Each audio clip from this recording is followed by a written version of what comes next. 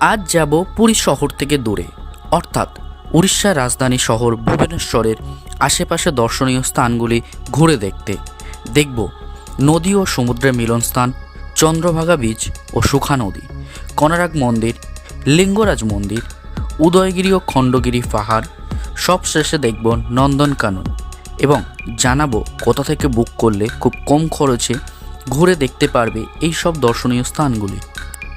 তো hello everyone, তো good morning. আজকে পুরীতে আমাদের তৃতীয় দিন আমরা বেরিয়ে যাচ্ছি কোথায় সাইট সিন দেখতে। কোনারক মন্দির মানে উদয়গিরি খণ্ডগিরি এই সাইট সিনটা আজকে করবো, মানে টোটাল উড়িষ্যার যে সাইট সিনটা হয় পুরীতে সেটাই আজকে করবো। তার জন্য আমরা বুক করেছিলাম নন্দিনী ট্যুর অ্যান্ড ট্রাভেল থেকে, একটা প্রাইভেট ট্রাভেল থেকে, সেখান থেকে বাস বুক করেছি। তা পার হেড আমাদের 280 টাকা করে পড়েছে উইদাউট টিকিট ইনক্লুড। তো আমাদের বাসটা হচ্ছে এইটা আমাদের বাস, মানে এসি বাস আছে।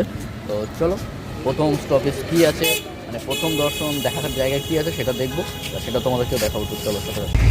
ये सफर के दौरान कुछ नियम और कानून होता है, इन नियम और कानून का पालन नहीं करेंगे तो आगे चल के आप ही लोगों को दिक्कत और परेशानी हो सकता है। दिक्कत और परेशानी को फेस नहीं करना चाहते हैं तो मैं जो बोल रहा हूँ उस बात को कृपया करके नोट करके अपने दिमाग में रखिए। उसके बाद बालू रखेंगे, उसके बाद आखिरी में रहेगा बंगोपसागर। पहले रहेगा नदी है, उसके बाद बालू है, उसके बाद। তো এখন আমরা এসেছি সুখা নদী। আমাদের প্রথম জায়গা সেটা হচ্ছে সুখা নদী। মানে এখানে সরস্বতী পূজা 2 দিন পর, মানে পঞ্চমী তিথিতে, শুক্লপক্ষে, মাঘ মাসের শুক্লপক্ষে সপ্তমী তিথিতে এখানে সুখা নদীতে জল আসে। সেই জলে মানে একবারই জল আসে বছরে, এখানে সেই জলে সবাই স্নান করে। এখানে কথাই আছে যে এই জলে স্নান করে ওখানে রান্না করে খেলে তাদের কোনো শরীরে কোনো রোগ বিধি কিছুই হয় না। তো চলো সেই সুখা নদীটাই দেখাবো। হচ্ছে সেই সুখা নদী, মানে যেখানে মাঘ মাসের শুক্লপক্ষের সপ্তমী তিথিতে বছরে একবারই জল আসে। সেই জলে মানে স্নান করে রান্না করে খেলে কথাই আছে তার শরীরে কোনো রোগ বিধি থাকে না। আর এই দিকে হচ্ছে বঙ্গোপসাগর, এইদিকে বঙ্গোপসাগর আর এইদিকে সুখা নদী। উড়িষ্যার কোনারক সূর্য মন্দির থেকে 3 কিলোমিটার পূর্বে অবস্থিত এই চন্দ্রভাগা নদী, যেখানে সমুদ্র ও নদীর মিলনস্থান। চন্দ্রভাগা সমুদ্র দেশের অন্যতম সুন্দর ও দূষণমুক্ত সৈকত। এই সৈকতটি পরিবেশ শিক্ষা ফাউন্ডেশন দ্বারা নীল পতাকার সার্টিফিকেশন প্রদান করা হয়েছে। এখানে প্রায়শই বিভিন্ন ধর্মীয় মেলা অনুষ্ঠিত হয়। তো এখন যাবো আমরা কোনারক মন্দির দেখতে, বাট আমাদের বাসেতে যে গাইডটা এসেছিলো সেই গাইড ভিতরে ঢুকতে পারবে না, কারণ এটা প্রাইভেট বাস আর প্রাইভেট গাইড। তো তার জন্য ভেতরে যেতে হবে, সরকারি গাইড নিতে হবে। তার জন্য আমাদের এখানে কাউন্টিং চলছে, এই হচ্ছে কাউন্টিং চলছে। আর এখানে হচ্ছে আমাদের গাইড হচ্ছে তিনি এখন।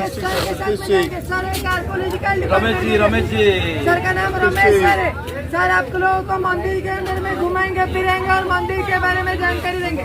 अगर किसी का फोटो वगैरह खिंचाने का मन करेगा तो आपके साथ एक फोटोग्राफर भैया भी रहेंगे। जिस किसी का फोटो खिंचाने का मन करेगा भैया से फोटो खिंचाएगा। फोटो खिंचाने के बाद भैया जब लाके देंगे तब जाके उनका पेमेंट करना है। और सर को 1 भी रुपया का पेमेंट नहीं करना है। सर के साथ जाएंगे और जानकारी कलेक्ट करेंगे। चलिए आइए। আমরা এন্ট্রি করেছি, মানে এখন মেইন এন্ট্রি করিনি, মানে মন্দিরের গেট থেকে এন্ট্রি করেছি। এই হচ্ছে এন্ট্রি গেট, আর এখান থেকে এই মন্দির, এটা হচ্ছে কোনারক মন্দিরের গেট। আর আমরা এই যাচ্ছি, এখন যাচ্ছি, আমি আছি, সিদ্ধ আছে, কাকু আছে, বাবা মা সবার সামনে আছে। এখন কোনারক মন্দিরে চলে এসেছি। এটা হচ্ছে কোনারক মন্দির। তো দেখো কোনারক মন্দিরটা। তো এখন আমরা ঢুকে গেছি কোনারক মন্দিরের ভিতরে, আর এই হচ্ছে কোনারক মন্দিরের ফ্রন্ট ভিউ। কোনারক সূর্য মন্দির 1300 শতাব্দীতে নির্মিত, ভারতের উড়িষ্যা রাজ্যের পুরী জেলার কোনারক শহরে অবস্থিত। বিশ্বাস করা হয় যে মন্দিরটি 1255 খ্রিস্টাব্দে পূর্ব গঙ্গ রাজবংশের প্রথম নরসিংহদেব এটি নির্মাণ করেছিলেন। মন্দিরটি একটি বিশাল রথের আকৃতিতে সূক্ষ্ম কারুকার্যময় পাথরের চাকা, স্তম্ভ ও দেয়াল সহ তৈরি করা হয়েছে। কাঠামোর একটি প্রধান অংশ এখন ধ্বংসাবশেষ। মন্দিরটি একটি বিশ্ব ঐতিহ্যবাহী স্থান এবং ভারতে 7টি বিস্ময়ের বিভিন্ন তালিকাতেও রয়েছে। মন্দিরটি পুরী থেকে 35 কিমি এবং ভুবনেশ্বর থেকে 65 কিমি দূরে অবস্থিত। মন্দির গড়ে ওঠার পেছনে 2টি মত আছে। পূর্বগঙ্গ রাজবংশের নরসিংহদেব 1232 থেকে 1255 খ্রিস্টাব্দে প্রথম বাংলা জয়ের স্মারকরূপে চন্দ্রভাগা নদীর তীরে প্রাচীন মিত্তাবনে অর্থাৎ আজকের কোনারকে এই মন্দির প্রতিষ্ঠা করেন। তো আমাদের কোণার্ক মন্দির ঘোরা শেষ। এবার কিছু খাবো, মানে এরপরে আর কোনো কিছু খেতে পারবো না, মানে খাবো, খেয়ে তারপরে বেরিয়ে যাবো সাইডে, মানে অন্যদিকে। আর এই দেখো কোণার্ক মন্দিরের সামনে গোল্ডেন ম্যান দাঁড়িয়ে আছে।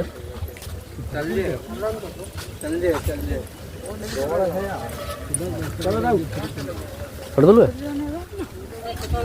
তো আমরা এখন কোণার্ক মন্দির থেকে বেরিয়ে যাচ্ছি। বেরিয়ে যাওয়ার সামনে গেটের সামনে একটা গোল্ডেন ম্যানের সাথে দেখা হয়েছে, এই গোল্ডেন ম্যান। তো এখান থেকে আমরা হোটেলে যাবো, মানে আমাদের খাওয়ার অর্ডার দেওয়া হয়েছে। মন্দির ঘুরে নিয়ে এবার আমরা খাবো, মানে আমাদের অ্যাকচুয়ালি এই টাইমটার মধ্যে খেতে হবে, না তো সারাদিন তুমি কিছু খেতে পারবে না, কারণ এবার ফুল বাইপাস রোডে, সেখানে কোনো রেস্টুরেন্ট নেই, না আছে হোটেল। তো তার জন্য আমরা কোণার্ক মন্দির থেকে বেরিয়ে প্রথমে দেখেছি সুখা নদী, তারপর কোণার্ক মন্দির। এই কোণার্ক মন্দির থেকে বেরিয়ে আমাদের সামনে হোটেলে খাওয়া, মানে অর্ডার দেওয়া হয়েছে, ওখান থেকে খাবো, তারপর বাস ধরবো। বাস ধরে এবার সেকেন্ড কী আছে, না সরি 3 নম্বর কী আছে সেটা তোমাদেরকে দেখাবো। আর প্রচণ্ড গরম আজকে, খুব বিচ্ছিরি ভাব, মানে এত কষ্ট হচ্ছে গরমে, এরকম ভাবিনি এত গরম হবে। সেই মানে প্রথম যে গরম পড়ছিল সেই টাইমের মতো গরম লাগছে। বাসাটা এখানে বর্ষাকাল বলে মনেই হচ্ছে না, প্রচণ্ড গরম লাগছে। সূর্য মন্দিরে এসছে তো, ওই জন্য সূর্য আমাদের অ্যাকচুয়ালি সেটাই, সূর্য মন্দিরে এসছে অ্যাকচুয়ালি সূর্য সেটাই। দেখাচ্ছে। এবার দেখা যাক আমাদের 3rd নম্বর কী আছে, সেটাও তোমাদেরকে দেখাবো, আমরাও দেখবো। তো আই থিঙ্ক লিঙ্গরাজ মন্দির আছে, সেখানে ক্যামেরা অ্যালাউ নেই, বাট আমি বাইরে থেকে তোমাদেরকে মন্দিরটা দেখানোর চেষ্টা করবো।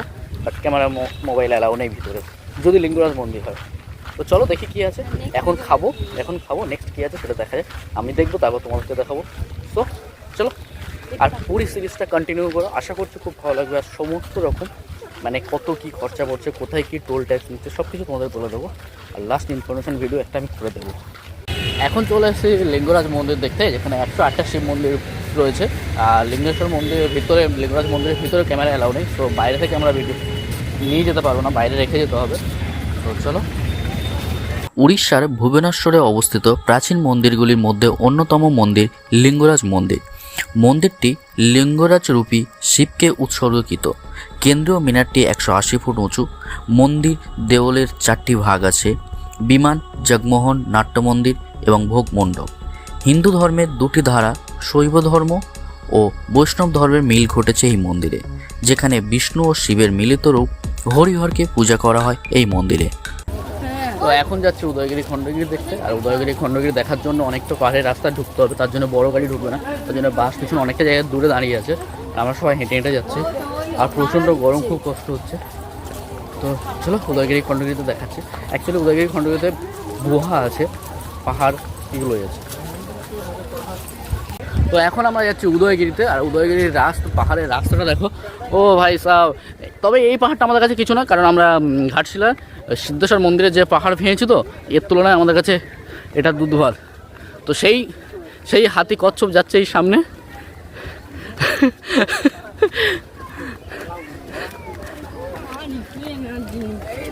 হ্যাঁ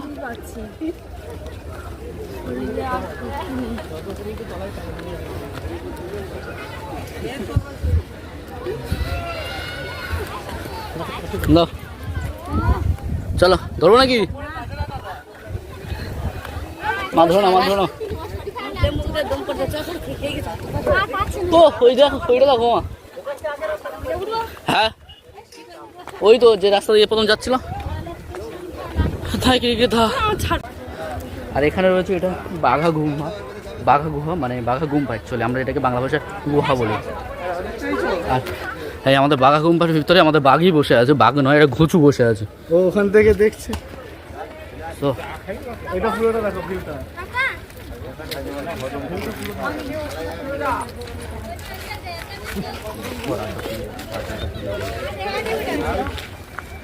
জামশেফেরা গুহা।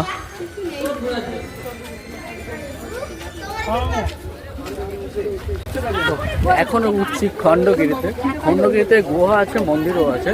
তো সবটাই পাহাড়, অনেকটা খাল পেয়ে উঠতে হবে, খাড়াই মতো। ওটাই হচ্ছে খণ্ডগিরি। বাহ, অ্যাকচুয়ালি এই উদয়গিরিতে রয়েছে কিছু গুহা, সেই গুহার আলাদা আলাদা নাম আছে। আর পুরোটাই পাথরের কাজ, অনেক কিছু ভেঙে গেছে, কিছু গুহা রয়ে গেছে। তো চলো সেটাই দেখাচ্ছি তোমাদেরকে। তো এটা হচ্ছে কি 16 নম্বর গুহা, যেখানে আছে হরিদাসা গুম্ফা, একটা গুহা। এরকমভাবে কিছু কিছু গুহা রয়েছে।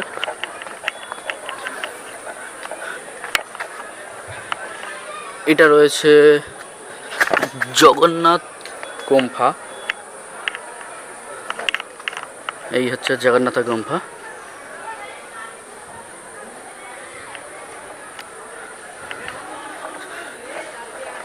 এটা রয়েছে ঋষি গুম্ফা, এগুলো গুহা। এটা হচ্ছে ঋষি গুম্ফা। উদয়গিরি এবং খণ্ডগিরি গুহা কিছুটা প্রাকৃতিক এবং কিছুটা কৃত্রিমভাবে তৈরি কতগুলি গুহা। উদয়গিরি এবং খণ্ডগিরি নামে পাশাপাশি দুটি পাহাড় অবস্থিত, যাদেরকে হাতিগুম্ফা শিলালিপিতে কুমারী পর্বত নামে চিহ্নিত করা হয়েছে।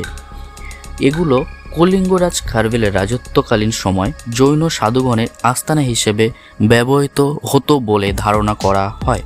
উদয়গিরি পাহাড়ে 18টি এবং খণ্ডগিরি পাহাড়ে 15টি গুহা রয়েছে। তো আমি আমরা এখন চলে এসেছি নন্দনকানন জুওলজি পার্ক, মানে এখানে এটা হচ্ছে উড়িষ্যার চিড়িয়াখানা, মানে যেটা বলা হয় চিড়িয়াঘর।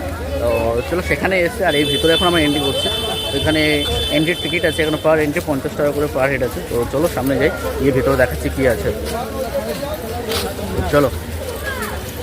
তো এখন ঢুকে গেছি চিড়িয়াখানার মধ্যে, মানে নন্দনকাননের চিড়িয়াখানার মধ্যে। তো আমরা প্রথমে এই সাইডে দেখলাম ভাল্লুক যেখানে থাকে। আই থিঙ্ক এখানে আছে, আমি তোমার দেখাতে দেখো এখানে ভাল্লুক আছে, এখানে ভাল্লুক আছে, এটা কালো। আচ্ছা,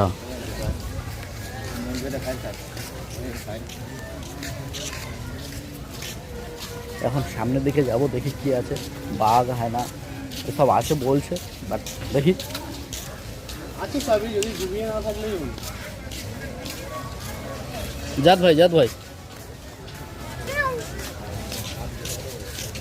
দেখো, তবে এই নন্দনকাননটা তো এতটা লং আশা করি শেষ করা যাবে না।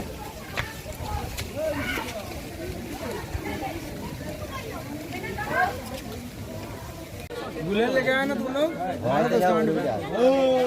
लेगर लाया था, लेगर मार तो करके कूदेगा तो ये भाई एकदम नहीं। इसको खा ले,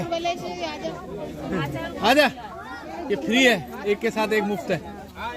ये है रॉयल बंगाल टाइगर। এপারে হচ্ছে বেঙ্গল টাইগার, এপারে একটা কাউন্টার আছে কিন্তু ফাঁকা, এপারে কিছু নেই। তো উপরে বানর রয়েছে সামনে। লেপার্ড ক্যাট ছিল,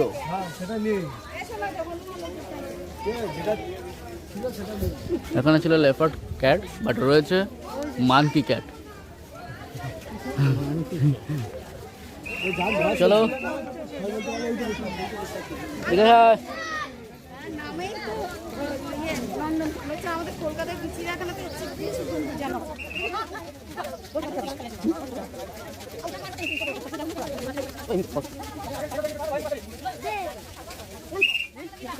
লাইন কোথায়? লাইন ভাই